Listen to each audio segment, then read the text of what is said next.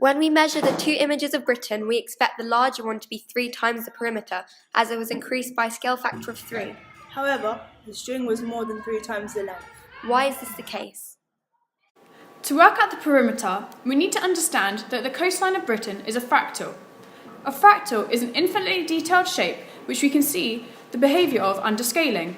Some fractals are self-similar. This occurs often in nature, as we can see with the fern.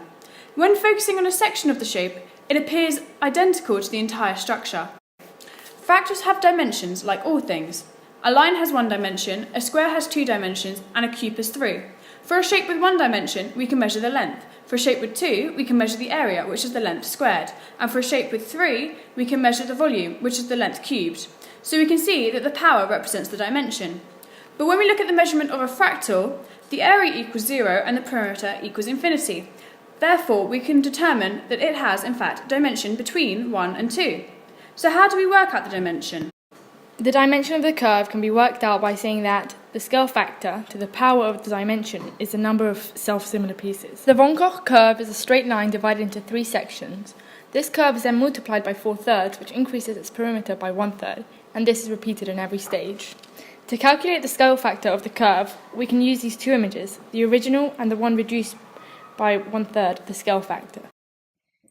To determine the number of self-similar pieces, we can see that 4 of the smaller image can fit into the corresponding line of the larger image. So we can see that it's 1/4 of the total mass. So 1/3 to the power of d equals 1/4, which is equal to 3 to the power of d is equal to 4.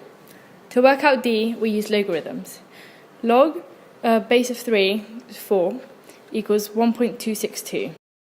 The fractal dimension describes the fractal complexity of an object. By multiplying by 4/3 every time, you are increasing the total perimeter by 1/3 in every stage, and by going into infinite detail, the perimeter can always be increased.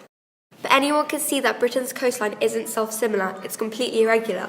So, how can we calculate its exact perimeter? The answer is you can't. The perimeter of Britain's coastline depends on methods used to measure it, and the degree of map generalization.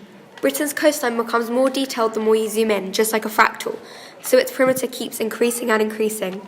There is no end. So, to conclude, Britain's coastline has an infinite perimeter because it is a fractal, just like so many things in nature.